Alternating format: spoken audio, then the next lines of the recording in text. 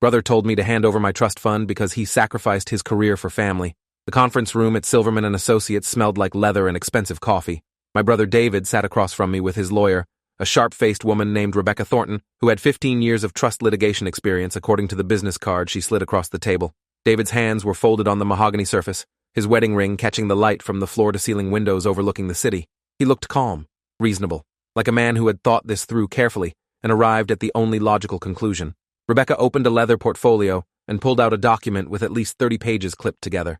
She said they were filing a petition to invalidate the trust my grandfather established 23 years ago, the trust that paid for my college, my graduate school, my first house down payment, the trust that currently held $1.2 million with my name on it. David leaned forward and said the words that made my stomach drop. He said he deserved that money because he sacrificed his career to take care of our parents while I lived off family wealth. He said it was time I paid him back for everything he gave up. Rebecca slid the petition toward me and asked if I wanted to settle this quietly or in court. My hands started shaking before I could stop them. I had been managing a small architecture firm for 6 years when David first mentioned the trust fund. We were at Sunday dinner at our parents' house, the weekly obligation that felt more like a chore as we got older. David brought his wife Angela and their 2 kids. I came alone because my girlfriend Zoe was visiting her sister in Boston. The conversation was normal at first. Dad talked about his golf game. Mom showed us photos from her book club trip to wine country. Then David mentioned he was thinking about switching jobs. He worked as a regional manager for a retail chain, overseeing 12 stores across 3 states. The job paid well, but required constant travel. He said he was considering a position with less travel and more stability, even though it meant a pay cut. Mom immediately said that sounded wonderful. She said family time was more important than money. Dad agreed and said David had his priorities straight. David looked at me across the table and said some people understood sacrifice while others just took from the family pot without giving back. I felt my jaw tighten. I asked what he meant by that. David shrugged and said nothing, just that some of us had trust funds to fall back on while others had to actually work for everything. Mom changed the subject quickly, but the damage was done. That comment sat in my chest like a stone for the rest of dinner. The trust fund came from my grandfather on my mother's side. Grandfather William was a commercial real estate developer who built a small empire in the 70s and 80s. He had 3 children, including my mom, and he established trust funds for all his grandchildren when we were born. The amounts varied based on birth order and some formula his estate attorney came up with. I was the youngest grandchild, born in 1993, and my trust was funded with $200,000 initially. It grew over time through careful investments managed by a firm grandfather William selected before he died. By the time I turned 18 and got limited access, it had grown to about $500,000. By the time I turned 25 and got full control, it was over $1 million. David was 4 years older than me, born in 1989. He also received a trust fund, but his was smaller because there were more grandchildren by the time he was born, and grandfather adjusted the amounts. David's trust was funded with $150,000 initially. I never knew exactly what his was worth because we didn't discuss it. Money was one of those topics our family talked around but never addressed directly. I used my trust fund carefully.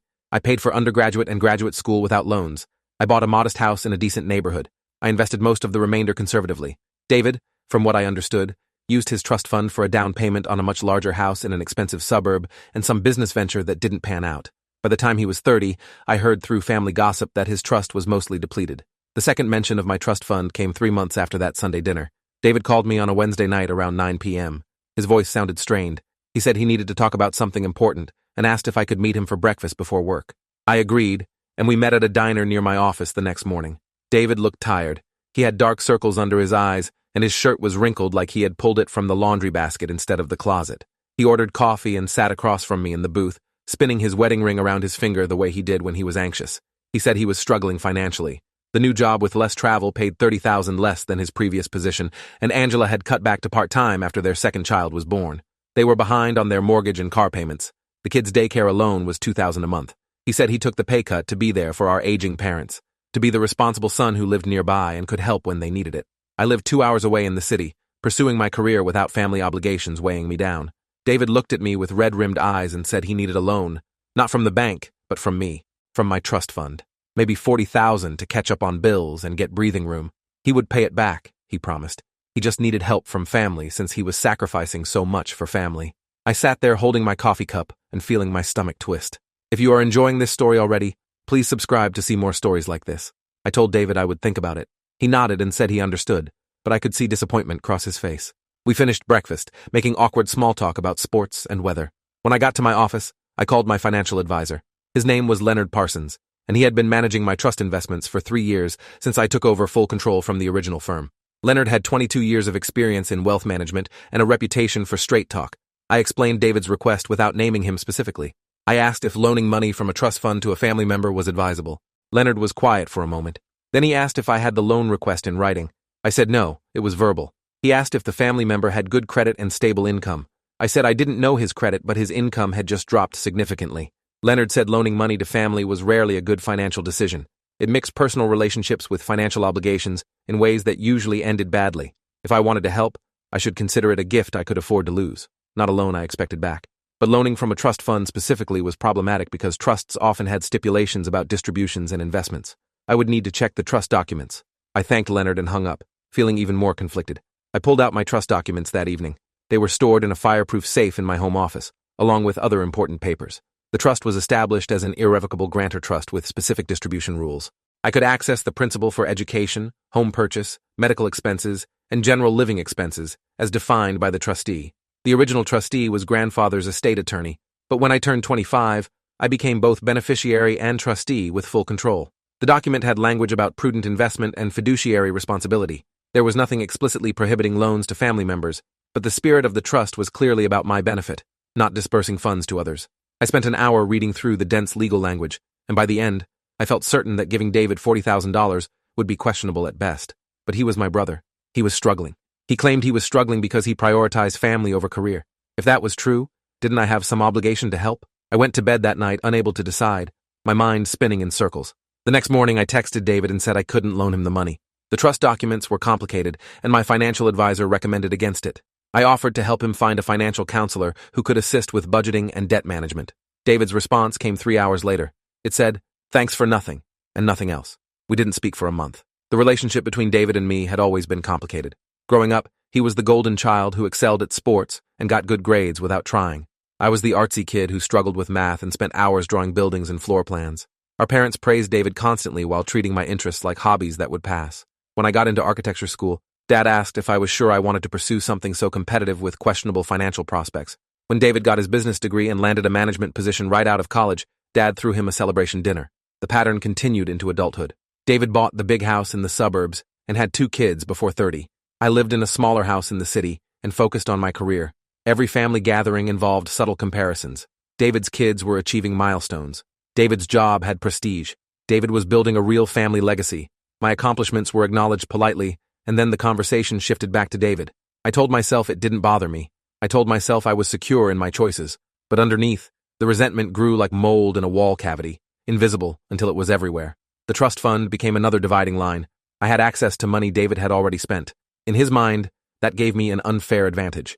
In my mind, it was simple math. I saved and invested carefully while he spent impulsively. But families don't operate on logic.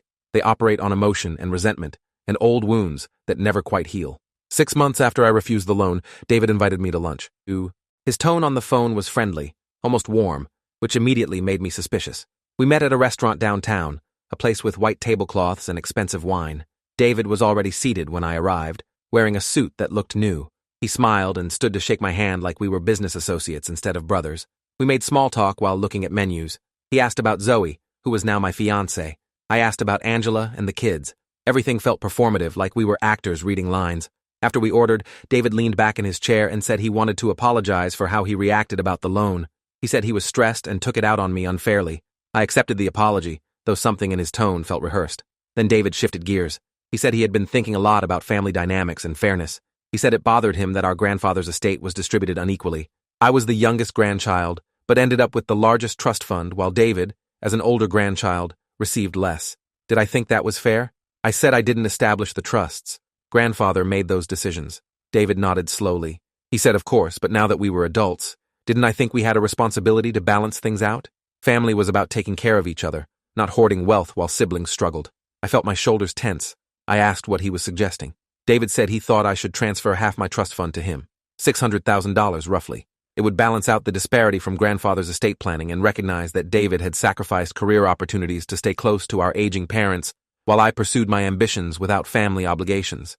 It was only fair. I stared at him across the table, waiting for him to smile or indicate he was joking. He didn't. His expression was completely serious. I asked if he really expected me to give him $600,000 because he lived near our parents. David's jaw tightened. He said he didn't just live near them, he supported them. He attended every doctor's appointment. He handled home repairs. He was there for emergencies while I showed up for holidays and occasional weekend visits. That was worth something, and the trust fund was the only family asset available to compensate him for it. I told him the trust fund was established specifically for me by our grandfather. It wasn't a family asset to be redistributed. David leaned forward, his voice dropping low. He said if I wanted to be technical about it, the trust was established when I was an infant by a grandfather who died when I was 8. I had no relationship with him and did nothing to earn that money. It was pure luck.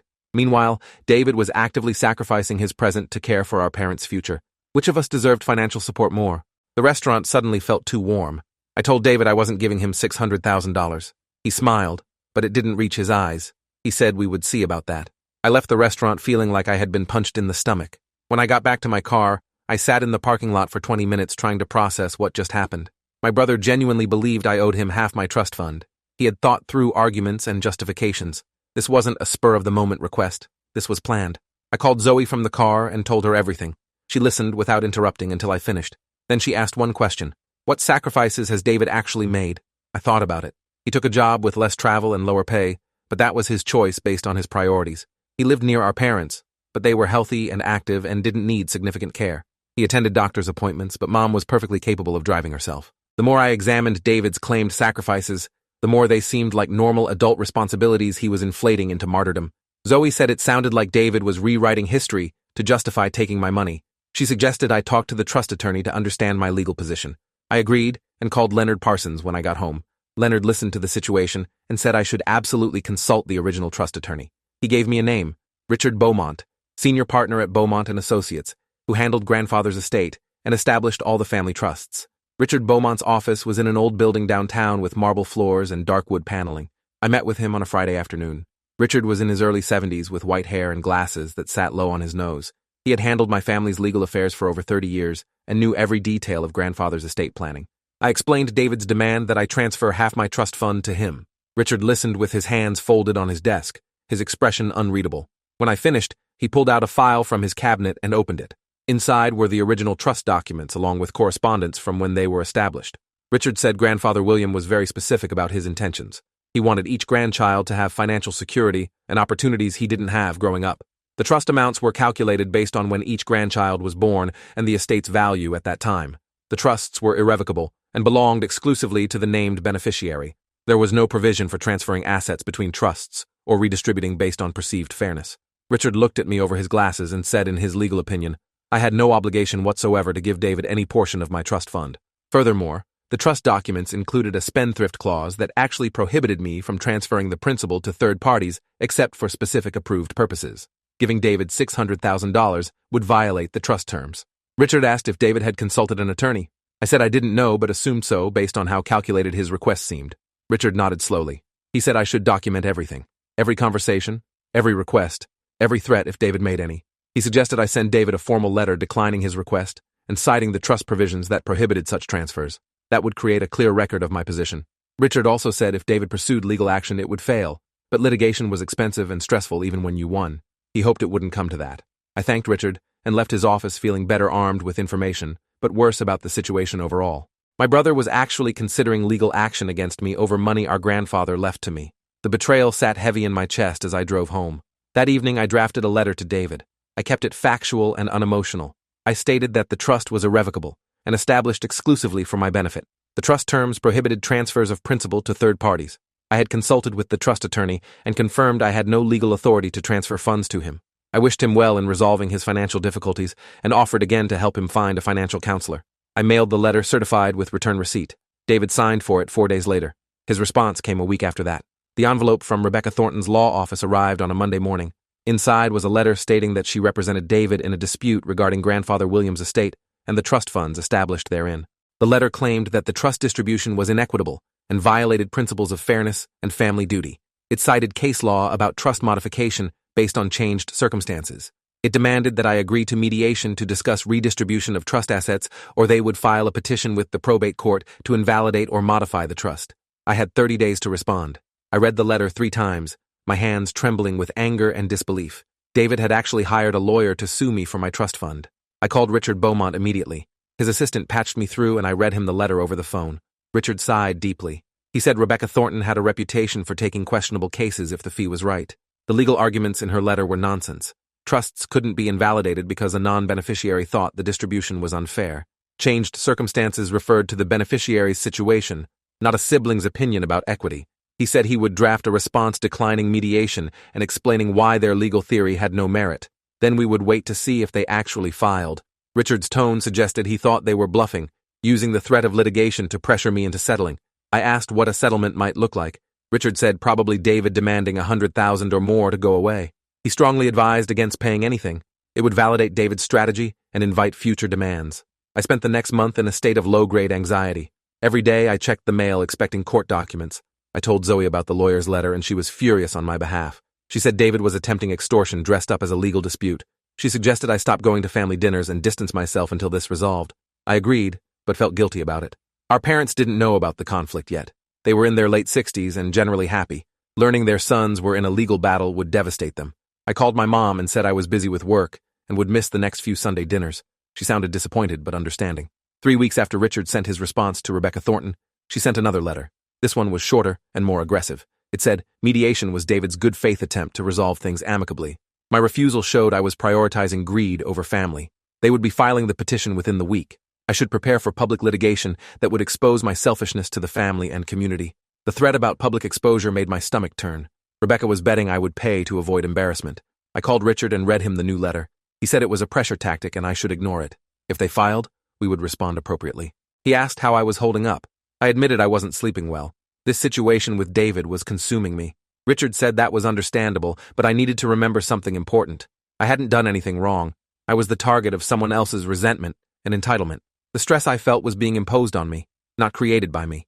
If this story keeps your interest, please subscribe to get more stories like this. The petition was filed on a Thursday. The court clerk called Richard's office to notify him, and Richard called me immediately. He said the petition was filed in probate court and alleged that the trust distribution was the result of undue influence and that circumstances had changed requiring modification of the trust terms.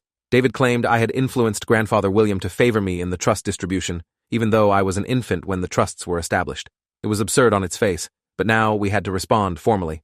Richard said he would file a motion to dismiss based on lack of legal standing and failure to state a claim. The hearing would probably be in 6 to 8 weeks. In the meantime, I should prepare for family fallout because the petition was a public record. I thanked Richard and sat at my desk staring at my computer screen. My stomach felt like it was full of acid. That evening I got a call from my mother. Her voice was shaking. She said David told her about the lawsuit. She said she couldn't believe her sons were fighting in court over money. What would people think? What would the family think? I tried to explain that I wasn't fighting anyone. David sued me. Mom said there must be a way to work this out without lawyers. I asked if she knew David was demanding $600,000 from my trust fund. Silence on the other end. I asked if she thought that was reasonable. Mom's voice got tight. She said David had been under a lot of stress providing care for the family while I lived my life in the city. Maybe I didn't understand what he had given up. I felt something snap inside me. I asked my mother what specifically David had given up. She said he turned down a promotion that would have required relocation because he wanted to stay close to us. I asked when that happened. She said about 2 years ago. I asked if she had needed him to stay. She admitted no, but it was nice having him nearby. I asked what care he provided that she couldn't get from paid services or handle herself. She said he visited regularly and helped with yard work sometimes. I pointed out that I visited regularly too, just from farther away, and that yard work wasn't sacrifice. It was normal family support. Mom said I was being cold and calculating. Family wasn't about keeping score. I said David was literally keeping score and suing me over it. She started crying and said this was tearing the family apart. I said David tore it apart when he hired a lawyer to steal my inheritance. Mom hung up. I sat on my couch with my phone in my hand, feeling completely alone. Zoe came home 20 minutes later and found me still sitting there. She took one look at my face and knew something bad had happened. I told her about my mother's call. Zoe sat next to me and put her arm around my shoulders. She said my mother was doing what she had probably done their whole lives, making excuses for David while minimizing my feelings. She asked if I wanted to fight this or try to settle. I said I wanted to fight, not because I was stubborn, but because David was wrong. Giving in would validate his narrative that he deserved my money because he chose to live near our parents. The next family dinner happened without me. My cousin Rebecca called me afterward. Wait, I can't use Rebecca. Let me use a different name. My cousin Diana called me afterward. Diana was my mom's brother's daughter and had always been perceptive about family dynamics. She said the dinner was incredibly awkward. David was there with Angela and the kids. My parents were quiet and sad. David made comments about how some people put family first while others prioritized money. Diana said she finally asked David directly what he thought he sacrificed. David said he gave up career advancement to provide elder care. Diana pointed out that our parents were healthy and didn't need elder care. David said preventive care and emotional support counted. Diana asked if he tracked hours he should be compensated for. The table went silent. My aunt tried to change the subject, but Diana persisted. She said it seemed like David was inflating normal family interaction into martyrdom to justify taking his brother's inheritance. David got angry and said Diana didn't understand the situation. Diana said she understood perfectly. David made choices based on his priorities and now wanted someone else to pay for those choices. My uncle told Diana she was being rude. Diana left. She called me from her car and said she wanted me to know that not everyone in the family was buying David's victim narrative. I thanked her and felt marginally better knowing at least one person saw through this. The hearing for Richard's motion to dismiss was scheduled for 6 weeks later. In the meantime, the discovery process began. Rebecca Thornton sent interrogatories asking about my relationship with grandfather William, the trust management, and my current financial situation. Richard objected to most of the financial questions as irrelevant, but we had to respond to the basic ones. I provided a sworn statement that I had no relationship with my grandfather beyond normal grandchild interaction when I was very young. He died when I was 8. The trust was established when I was an infant based on his estate planning, not on any requests or influence from me. Richard also deposed David. I wasn't allowed to attend, but Richard told me about it afterward. David claimed that our grandfather favored me, and that influenced the trust amounts. When pressed for evidence, David admitted he had no direct knowledge of grandfather's reasoning. He was going off feelings and family dynamics. Richard asked about the specific sacrifices David claimed. David said he turned down the promotion requiring relocation. Richard asked for documentation. David said it was verbal. Richard asked what elder care he provided to our parents. David listed visiting regularly, helping with home repairs, and attending doctor's appointments. Richard asked if our parents requested this help, or if David volunteered it. David said he volunteered because he was a good son. Richard asked if our parents paid him for these services. David said no, it was family obligation. Richard asked why family obligation should be compensated from his brother's trust fund. David said, because I benefited from grandfather's estate more than I deserved. The deposition went on for 3 hours and apparently got heated toward the end. While the legal process ground forward, my relationship with my parents deteriorated. My father called and said I was being stubborn and selfish. He said David just needed some help, and I should give it to him because we were family. I asked Dad if he knew David was suing me for $600,000. Dad said that was just lawyers being lawyers. If I agreed to help David voluntarily, the lawsuit would go away. I asked how much help David thought he needed. Dad said maybe $100,000 to start. I felt my jaw clench. I told Dad that David's financial problems were created by David's financial choices. I wasn't responsible for fixing them. Dad said when he was growing up, families helped each other. I said helping was one thing, extortion was another. Dad said I was using dramatic language to avoid responsibility. I said I was using accurate language to describe being sued by my own brother. Dad said the lawsuit was only happening because I refused to be reasonable. I hung up. I didn't slam the phone down or yell. I just calmly ended the call because continuing it served no purpose. That night, I couldn't sleep. I lay in bed next to Zoe, staring at the ceiling and thinking about how my family had become strangers. People I loved were attacking me for refusing to surrender money that wasn't theirs. The person who was supposed to be closest to me was leading the charge. Zoe woke up around 2 a.m. and found me still awake. She asked if I wanted to talk. I said I wanted this to be over. She said it would be over soon and we would get through it together. The motion to dismiss hearing was held in a courtroom that smelled like old wood and floor polish. The judge was Marilyn Cooper, with 18 years on the bench according to the nameplate on her desk. Richard represented me. Rebecca Thornton represented David. Judge Cooper read through the briefs before the hearing started. She looked at Rebecca and asked her to explain the legal basis for modifying an irrevocable trust established 23 years ago by a grantor who had been dead for 15 years. Rebecca argued that changed circumstances and equity demanded it. Judge Cooper asked what changed circumstances. Rebecca said David had sacrificed his career to provide family care and deserved compensation. Judge Cooper asked if the trust documents mentioned any provisions for compensating non-beneficiaries. Rebecca admitted no. Judge Cooper asked if David was a beneficiary of any trust established by the same grantor. Rebecca said yes, David had his own trust, but the amount was smaller. Judge Cooper asked why smaller. Rebecca said it was established later and the estate value had changed. Judge Cooper asked if that made the current trust invalid. Rebecca said it created inequity. Judge Cooper looked at Richard and asked for his response. Richard said simply that irrevocable trusts couldn't be invalidated or modified because a non-beneficiary didn't like the distribution. The grantor had the absolute right to distribute his property as he wished. David received his own trust. He had no claim on his brother's trust. Judge Cooper nodded and said she would issue a written decision within 2 weeks. The 2 weeks waiting for Judge Cooper's decision were torture. I threw myself into work, taking on extra projects and staying late at the office. Zoe planned our wedding, which was scheduled for the following spring. Life continued around the lawsuit like water flowing around a rock, but the rock was always there, always present in my mind. Diana called to check in. She said the family was splitting into camps. Some people supported David, mostly the older generation who valued family loyalty over fairness. Some people supported me, mostly younger cousins who understood boundaries and personal responsibility. Some people stayed neutral and complained that the conflict was ruining family events. I asked Diana what our parents were saying. She said they were in the pro-David camp but trying not to be too obvious about it. They just wanted peace, which in practice meant they wanted me to give David money so everyone could pretend things were fine. Diana said it was infuriating to watch, but not surprising. Our parents had been enabling David's poor decisions for decades. This was just the latest chapter. I thanked Diana for the reality check. Talking to her always helped me feel less crazy.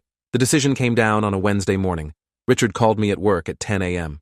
His voice was professional, but I could hear satisfaction underneath. Judge Cooper dismissed the petition with prejudice, meaning David couldn't refile. The written decision was 15 pages of legal reasoning that essentially said Rebecca's arguments were nonsense and the petition was a waste of the court's time. Richard read me the key passages. Judge Cooper wrote that irrevocable trusts were established by grantors who had the absolute right to dispose of their property as they wished. The fact that a non-beneficiary disapproved of the distribution was irrelevant. David had no standing to challenge his brother's trust. His claimed sacrifices, even if true, created no legal obligation for me to compensate him. The trust document was clear, legal, and properly executed. The petition was dismissed. Richard said this was a total victory. David had no legal recourse left unless he wanted to appeal, which would be expensive and futile. I should expect Rebecca to contact me about paying their legal fees since the petition was frivolous. I asked if I actually had to pay their fees. Richard said no, but they might ask. He suggested I not respond to any communication from Rebecca or David directly. Everything should go through him. I thanked Richard and hung up. I sat at my desk, feeling a rush of relief so intense it made me dizzy. It was over. The lawsuit was done. David lost. I won. But the victory felt hollow, because I had lost my brother in the process. I called Zoe and told her. She screamed with joy so loud I had to hold the phone away from my ear. She said we should celebrate. I said I mostly felt exhausted. She said that was normal, and we would have a quiet celebration at home. That evening we ordered takeout and sat on the couch watching mindless television. The legal threat was gone, but the family damage remained. My father called 3 days after the decision. His voice was cold. He said I must be very proud of myself for humiliating David in court. I said I didn't humiliate anyone. I defended myself against a baseless lawsuit. Dad said the judge didn't understand family dynamics. I said the judge understood the law, which was what mattered in court. Dad said laws weren't more important than family. I said family wasn't more important than truth and boundaries. Dad said I had become a selfish person he didn't recognize. I said maybe he never recognized me in the first place. He hung up. I sat holding my phone and feeling empty. My mother called the next day. She was crying before I even said hello. She said I broke David's heart and ruined the family. I asked if David broke my heart by suing me for $600,000. She said David was desperate, and desperate people do desperate things. I said desperation didn't justify extortion. Mom said I used to be such a sweet boy, and she didn't know what happened to me. I said I grew up and learned that being sweet meant being a doormat in our family. She gasped like I had slapped her. She said I was cruel. I said I was honest. She hung up. I felt a strange sense of calm. The truth was out. The facades were down. My parents had chosen David's narrative over reality, and I couldn't change that. All I could do was live my life according to my values instead of their expectations. 2 weeks after the court decision, I received a call from someone named Philip Garrett. He introduced himself as a private investigator who had been hired to look into family dynamics related to the lawsuit. I was immediately suspicious. I asked who hired him. Philip said he couldn't disclose that, but he wanted to interview me about my brother's claim that he sacrificed his career for family care. I said I had nothing to say and hung up. I called Richard immediately and told him about the call. Richard said it was probably David fishing for information to use in some new attack. He advised me not to talk to any investigators, but Philip called again 2 days later. This time he left a voicemail saying he wasn't working for David. He was working for someone else in the family who wanted to understand what really happened. He said he had information I might find interesting. Against my better judgment, I called him back. Philip answered on the first ring. He said he was hired by my uncle, my mother's brother, who was troubled by the family conflict and wanted the truth. Philip had spent 2 weeks investigating David's claims about career sacrifice and family care. He found some things I should know about. I asked what things. Philip said he would rather show me in person. We agreed to meet at a coffee shop near my office the next day. Philip Garrett looked exactly like I imagined a private investigator would look. Mid-50s, gray hair, wearing a rumpled suit, and carrying a leather briefcase. We sat in a corner booth away from other customers. Philip pulled out a folder and opened it on the table between us. Inside were printed documents and photographs. He started with David's employment history. Philip had contacted David's previous employer, the retail chain he worked for before the supposed sacrifice. According to HR records, David wasn't passed over for a promotion that required relocation. He was actually placed on a performance improvement plan for missing sales targets 3 quarters in a row. The plan required him to meet specific metrics or face termination. Rather than meet those metrics, David resigned and took a position at a smaller company with lower expectations. Philip showed me the documentation, including emails from David's former boss. The promotion story was fiction. David left because he was about to be fired. Philip pulled out another document. This was from the smaller company where David currently worked. His salary wasn't $30,000 less than his previous job because he chose lower pay for family reasons. It was $30,000 less because he took a position commensurate with his performance. Philip had interviewed former colleagues who said David was an underperformer who blamed others for his failures. The career sacrifice narrative was completely fabricated. I sat staring at the documents, my mind reeling. Philip wasn't done. He pulled out a third set of papers. These were medical records from our parents. Philip's uncle had provided authorization for him to access them as part of the investigation. Our mother was healthy with no significant medical conditions. Our father had controlled high blood pressure and took a daily medication. Neither required care beyond regular checkups with their primary care physician. Philip had interviewed their doctor, who confirmed both were independent and capable. The elder care David claimed to provide was attending occasional appointments that our parents didn't need help with. Philip showed me credit card records next. Our uncle had obtained these by asking our parents directly, telling them he was trying to understand the family conflict. The records showed our parents paid David $2,000 a month for the past year. The payments were labeled household assistance. But when Philip asked our mother about them, she said David told her he needed help making ends meet after his pay cut. She and Dad agreed to help because he was being such a devoted son. So David was actually being paid for the care he claimed to sacrifice to provide, and our parents didn't even need the care. Philip closed the folder and looked at me. He said my uncle wanted me to have this information because the family was splitting over false narratives. David wasn't a martyr. He was a manipulator who created stories to justify taking my money. I drove home from the coffee shop meeting in a daze. The evidence Philip provided reframed everything. David's entire case was built on lies. The career sacrifice was avoiding being fired. The elder care was attending appointments our parents didn't need help with while getting paid $2,000 a month for the privilege. The financial struggle was created by overspending and poor choices, not by noble sacrifice. I felt sick. My brother had lied to everyone, including our parents, to paint himself as a victim, deserving compensation from my trust fund. I called Zoe from the car and told her everything. She was silent for a long moment. Then she said, we needed to expose David's lies. The family was divided based on false information. They deserved the truth. I said I didn't want to humiliate David publicly. Zoe said David tried to humiliate me publicly with a lawsuit. He had no problem dragging me through court based on lies. I had evidence of the truth. Using it wasn't revenge, it was correction. I said I would think about it. That night I couldn't sleep again. I kept thinking about my mother crying on the phone, believing her son had sacrificed everything for family. I thought about my father calling me selfish when I was actually the victim of extortion. I thought about relatives choosing sides based on David's fictional narrative. Zoe was right. The truth mattered. I called my uncle the next morning. My uncle's name was Robert. He was my mother's younger brother and had always been the pragmatist in the family. Robert answered on the second ring. I thanked him for hiring Philip and providing the investigative report. Robert said he knew something wasn't right about David's story. The claims were too convenient, too perfectly designed to make me look bad. He wanted facts instead of emotional narratives. I asked what he planned to do with the information. Robert said that was up to me. He could share it with the family or keep it quiet. I had been wronged and deserved to decide how to handle it. I thought about it for a long moment. Then I said I wanted a family meeting. Everyone needed to see the evidence. Robert said he would arrange it. He owned a small event space he rented out for parties and meetings. He would reserve it for Sunday afternoon and invite the extended family. He wouldn't tell anyone the purpose beyond discussing the family conflict. I agreed. The meeting was set for 10 days later. I spent those 10 days alternating between conviction that I was doing the right thing and terror that I was about to explode my family permanently. Zoe kept telling me the family was already exploded. This meeting would just determine whether the pieces could be put back together honestly or stay broken based on lies. The Sunday of the family meeting arrived with gray skies and cold wind. I drove to Robert's event space, feeling like I was going to my own execution. The space was a large room with folding chairs set up in rows facing a screen. Robert had arranged for a projector. He met me at the door and said most of the family was already inside. My parents, David and Angela, various aunts and uncles and cousins. About 30 people total. Everyone who had an opinion about the lawsuit was here. I walked in carrying the folder Philip gave me and a flash drive with scanned documents. People stopped talking when they saw me. My mother looked sad. My father looked angry. David looked confused and worried. I sat up at the front of the room while Robert called everyone to attention.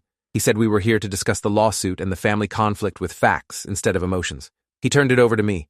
I plugged in the flash drive, and the first document appeared on the screen. It was David's performance improvement plan from his previous employer. I explained what it was. I said David claimed he turned down a promotion to stay near family. The truth was, He was about to be fired for poor performance and resigned instead. Murmurs rippled through the room. David stood up and said this was a violation of his privacy. I said he made his employment history public when he sued me based on alleged career sacrifice. He opened the door. I was just walking through it. I clicked to the next document. David's current salary and employment records. I explained that his lower pay wasn't a sacrifice. It was market rate for his actual performance level. I showed emails from former colleagues describing his work issues. David's face was turning red. He said I had no right to investigate him. I said he had no right to sue me for $600,000 based on lies, but he did it anyway. My mother stood up and said this was cruel. I asked her if she thought lying to the entire family to steal my inheritance was cruel. She sat down. I clicked to the medical records. I explained that our parents were healthy and didn't require elder care. David attended routine appointments they could handle alone. My father looked uncomfortable. I asked Dad directly if he needed help managing his health. Dad said no. I asked if Mom needed help. He said no. I asked if they requested David's attendance at appointments. Dad admitted they didn't. David just came. I clicked to the financial records showing the $2,000 monthly payments. I explained that David was being paid for the care he claimed to sacrifice to provide. My mother gasped. I asked her directly if she was paying David $2,000 a month. She nodded slowly. I asked why. She said David told her he was struggling and needed help after taking the pay cut for family reasons. I showed her the evidence that the pay cut wasn't for family reasons. The room was completely silent. I clicked to the last slide. It was a summary of David's claims versus the documented reality. Claimed career sacrifice versus actual poor performance. Claimed elder care versus actual optional attendance at routine appointments. Claimed financial struggle from family duty versus actual overspending and poor choices. I looked at David across the room. I said he tried to take $600,000 from me by creating a narrative of martyrdom and sacrifice. Every major claim was either exaggerated or false. I invited anyone in the room to examine the documentation personally. It was all verified and factual. Then I sat down. The room erupted. People started talking all at once. My mother was crying. My father looked shell-shocked. David stood up and yelled that I was a manipulative liar who hired investigators to create fake documents. Robert stood up and said the investigators worked for him, not me. He verified every document personally. They were real. David said this whole meeting was a setup to humiliate him. I said this meeting was to correct the record after he humiliated me with a baseless lawsuit. Diana stood up and started clapping slowly. She said it was about time someone exposed David's victim narrative. Other cousins joined in. My aunt told Diana to stop being disrespectful. Diana said respect was earned, and David lost hers when he lied to manipulate the family. The room divided into arguments. Robert called for order, but people ignored him. I sat watching my family fracture in real time. My father walked up to me while chaos swirled around us. His face was pale. He asked if the documents were really legitimate. I said yes, every single one. He asked why I didn't tell them sooner. I said I only got the evidence 10 days ago, and before that, I was defending myself against a lawsuit based on David's lies. Dad looked at David across the room. David was arguing with Robert, his face red and voice raised. Dad looked old suddenly, like he had aged 10 years in 10 minutes. He asked me what I wanted him to say. I said I didn't want anything. I just wanted the family to know the truth before they continued judging me based on fiction. Dad nodded slowly. He walked over to my mother and said something to her. She looked at me with tears running down her face. Then she looked at David. Her expression shifted from sadness to something harder. She walked over to David and asked him if the documents were true. David said they were taken out of context. Mom asked if he lied about being passed over for promotion. David said it was complicated. Mom asked if he was being fired. David said the company had unrealistic expectations. Mom asked if they were paying him $2,000 a month. David said yes, but he needed it. Mom asked if he told them he needed it because of family sacrifice. David didn't answer. Mom's face crumpled. She said she couldn't believe he manipulated them like this. David said I was the one manipulating everyone. Mom said no. The documents spoke for themselves. She walked out of the room. Dad followed her. The family meeting dissolved into smaller conversations. Some people came up to apologize for believing David's story. Some people left without speaking to anyone. David and Angela gathered their things and walked out. David stopped at the door and looked back at me. He said I would regret this. I said the only thing I regretted was believing we were actually brothers, instead of just people who shared DNA. He left. Robert came over and put his hand on my shoulder. He said that was brutal, but necessary. The family needed to see the truth, even if it hurt. I asked if I had just destroyed everything. Robert said I destroyed a false peace built on lies. What came next would be real, even if it was painful. Diana hugged me and said she was proud of me for standing up for myself. Other cousins echoed the sentiment. I felt exhausted and sad and relieved all at once. Zoe had stayed in the back of the room during the presentation. She came up now and took my hand. She said we should go home. I agreed. We left while small groups were still arguing about what they had seen. The drive home was quiet. Zoe asked how I felt. I said I felt like I had been in a car accident. Everything hurt, but I was still alive. She squeezed my hand. We went home, and I slept for 12 hours straight. The aftermath of the family meeting unfolded over the following weeks. My mother called and apologized for not believing me sooner. She said she was horrified by David's manipulation. She asked if I could forgive her. I said I needed time, but I appreciated the apology. My father called separately and said essentially the same thing. He also said they stopped the monthly payments to David and told him he needed to solve his own financial problems. David sent me a long email calling me a vindictive, evil person who destroyed his life to protect money I didn't earn. He said I should have just helped him when he asked instead of turning the family against him. He said he would never forgive me and never wanted to see me again. I read the email once and deleted it. Several relatives reached out to say they supported me and were sorry for believing David's story without evidence. A few relatives stopped speaking to me, apparently deciding that public humiliation of David was worse than David's attempt to steal my inheritance. I decided I was okay losing those relationships. The people who stayed in my life were the ones who valued truth over comfortable lies. Zoe and I got married the following spring at a small ceremony. My parents attended. David did not. Diana was my best woman. It was perfect, despite the missing pieces. Or maybe because of them. We had built something authentic instead of performative. 5 years later, I received a letter from David. It was handwritten on plain paper. He said he had been in therapy for 3 years working on himself. He said he recognized how his entitlement and manipulation hurt everyone around him. He said he was sorry for the lawsuit and the lies and the damage he caused. He didn't expect forgiveness, but wanted me to know he was trying to be a better person. He had gotten his finances under control, improved his work performance, and was rebuilding relationships with our parents. He understood if I never wanted to speak to him again. The letter ended with a simple signature. I sat at my kitchen table reading it 3 times. Zoe asked what I thought. I said it sounded genuine, but I didn't know if I could trust it. She said I didn't have to decide anything today. I could sit with it and see how I felt over time. I put the letter in a drawer and went back to my life. 6 months later, I wrote David back. A short letter saying I appreciated his apology and wished him well in his continued growth. I wasn't ready to rebuild our relationship, but I wasn't opposed to it in the future. Maybe we could start with occasional emails. David wrote back agreeing to that pace. We exchanged occasional messages over the next year. Brief updates about life. Nothing deep. Just the slow, careful reconstruction of a connection that had been destroyed and might, with enough time and honesty, become something new. The trust fund that started everything sat in investment accounts, still growing. I used it wisely. Helped Zoe start her business. Donated to causes we cared about. Set up college funds for future children. Grandfather William wanted his grandchildren to have opportunities and security. I honored that intention while learning that money couldn't buy family peace, but boundaries could protect your peace when family became toxic. That was worth more than $600,000. That was worth everything. If you enjoyed this, you'll definitely want to see the next ones too. So subscribe now and let me know your take in the comments.